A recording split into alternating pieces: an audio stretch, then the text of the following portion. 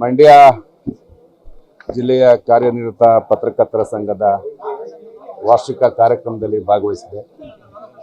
ಬಹಳ ದಿನ ಆದಮೇಲೆ ಮಂಡ್ಯಕ್ಕೆ ಬರ್ತಕ್ಕಂಥ ಅವಕಾಶನ ಜಿಲ್ಲಾ ಪತ್ರಕರ್ತರು ಮಾಡಿಕೊಟ್ಟಿದ್ದರು. ಹಾಗಾಗಿ ಅವರಿಗೆ ಧನ್ಯವಾದಗಳನ್ನು ಹೇಳ್ತಾ, ಬಹಳ ವಿಶೇಷ ಏನಿಲ್ಲ, ನಾನೇನು ಮಾತಾಡ್ತಕ್ಕಂಥ ಸಂದರ್ಭ ಏನಿಲ್ಲ.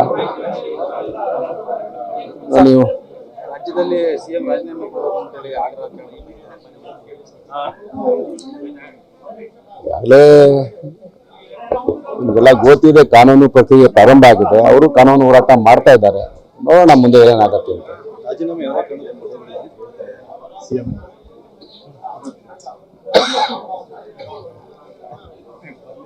ಸದ್ಯಕ್ಕೆ ನನಗೇನು ಅದ್ರ ಬಗ್ಗೆ ಸ್ಪಷ್ಟವಾದಂತ ಚಿತ್ರಣ ಇಲ್ಲ. ಮುಖ್ಯಮಂತ್ರಿಗಳು ಬಹಳ ಸೂಕ್ಷ್ಮಮತಿಗಳಿದ್ದಾರೆ. ನೋಡೋಣ ಮುಂದೆ.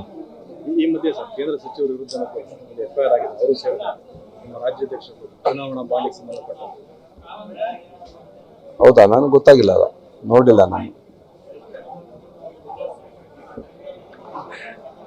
ಮಂಡ್ಯ ಜಿಲ್ಲೆಯ ಕಾರ್ಯನಿರತ ಪತ್ರಕರ್ತರ ಸಂಘದ ವಾರ್ಷಿಕ ಕಾರ್ಯಕ್ರಮದಲ್ಲಿ ಭಾಗವಹಿಸಿದೆ.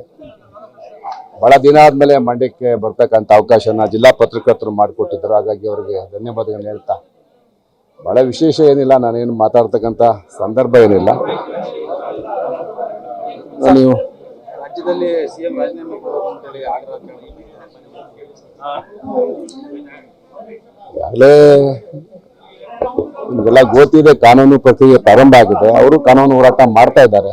ನೋಡೋಣ ಮುಂದೆ ಏನಾಗತ್ತೆ ಅಂತ. ರಾಜೀನಾಮೆ ಸಿಎಂ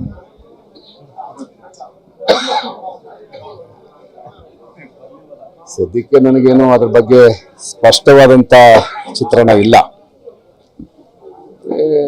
ಮುಖ್ಯಮಂತ್ರಿಗಳು ಬಹಳ ಸೂಕ್ಷ್ಮಮತಿಗಳಿದ್ದಾರೆ. ನೋಡೋಣ ಮುಂದೆ. ಈ ಮಧ್ಯೆ ಸರ್ ಕೇಂದ್ರ ಸಚಿವರ ವಿರುದ್ಧ ಎಫ್ಐಆರ್ ಆಗಿದೆ. ಅವರು ಸೇರಿದ ನಮ್ಮ ರಾಜ್ಯಾಧ್ಯಕ್ಷರು ಚುನಾವಣಾ ಬಾಂಡಿಗೆ ಸಂಬಂಧಪಟ್ಟ. ಹೌದಾ? ನನಗೆ ಗೊತ್ತಾಗಿಲ್ಲ, ಅದ ನೋಡಿಲ್ಲ ನಾನು.